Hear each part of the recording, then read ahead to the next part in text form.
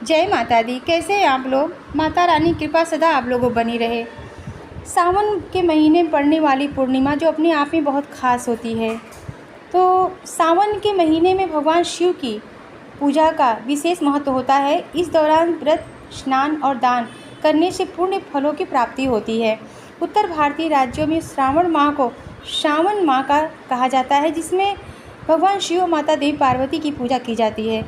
अगर मेरा वीडियो आपको ज़रा भी अच्छा लगे तो लाइक करिएगा, सब्सक्राइब करिएगा और कमेंट करके बताइएगा कि आपको कैसा लगा। ठीक है, इसके बाद मैं बताती हूँ कि सावन माह में कब से शुरू तो आप लोग जानते हैं 22 जुलाई से चालू है।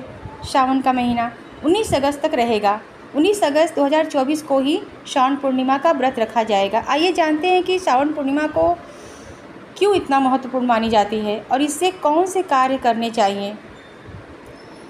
पहले आप ये जान लीजिए कि उसमें शुभ मुहूर्त क्या है पूर्णिमा के दिन, जिसमें हमें पूजा पाठ करनी चाहिए।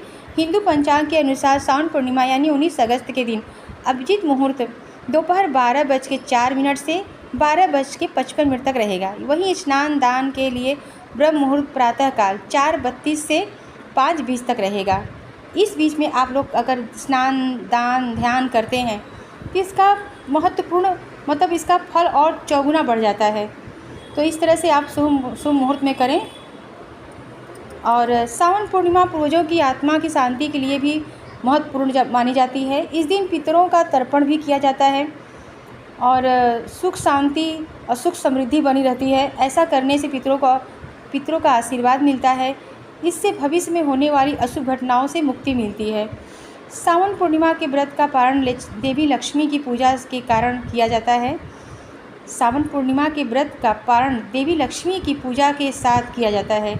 इस दिन देवी लक्ष्मी की पूजा रात के समय की जाती है। ऐसा करने से जातक को कभी भी धन की कमी नहीं होती है, साथ ही आर्थिक स्थिति में सुधार होता है।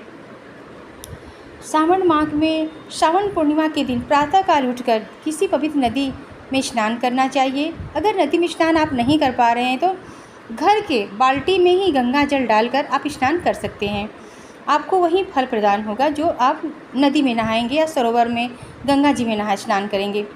और उस दिन देवी देवताओं की आराधना करना चाहिए और ज़रूरतमंद को लोगों को दान देना चाहिए। दान जैसे कार्यों को करने से कुंडली जैसे दान पुण्य करने से कार्यों से ये सब कार्य करने से हमारे कुंडली में जो ग्रहें कमज़ोर होती हैं, देवी देवताओं का आशीर्वाद मिलता है। सावन पूर्णिमा के दिन धन, वस्त्र, अनाज आदि का दान किया जाता है। ऐसा करने से शुभ फलों की प्राप्ति होती है। ठीक है, और सावन माह में हम ज़्यादा से ज़्यादा भगवान शिव माता पार्वती का पूजा करते हैं, क्योंकि सावन पूर्णिमा में हम भगवान शिव माता पार्वती का ही पूजा करते हैं। इस दिन हमें अगर हम आसपास नदी है तो ठीक है, गंगा जी है तो हम स्नान कर लेते हैं, नहीं तो हम अपने घर में ही स्नान करके भगवान विष्णु जी की, भगवान शिव की, माता पार्वती जी की, माँ लक्ष्मी जी की पूजा करते हैं। इस दिन हमें श्री सूक्तम का पाठ जरूर करना चाहिए। सुबह शाम कनक धारा का पाठ करनी चाहिए। इससे हमें धन वृद्धि होती है, हमारे यहाँ आर्थिक स्थिति अच्छी होती है। ऐसा करने से हमारे घर में आने वाली परेशानियाँ जो होती हैं स्वतः ही दूर हो जाती हैं। तो माता लक्ष्मी की पूजा आप अवश्य करें। पूर्णिमा के दिन शाम के टाइम माता लक्ष्मी की आरती भी करें। आरती करने से हमें इस चीज़ की हमें क्षमा प्राप्ति मिलती है। जैसे कि हम पूजा में कोई गलती किया है ना, तो उससे हमें क्षमा प्राप्ति मिलती है। इसलिए हमें कभी भी लास्ट में शाम को जब कोई बड़ी पूजा है, बड़ा त्यौहार है, हम हर दिन करें या ना करें, पर उस दिन हमें ज़रूर करनी चाहिए आरती, क्योंकि हमें टूटियाँ जो होती हैं ना वो आरती से पूरी हो जाती हैं। जय माता दी।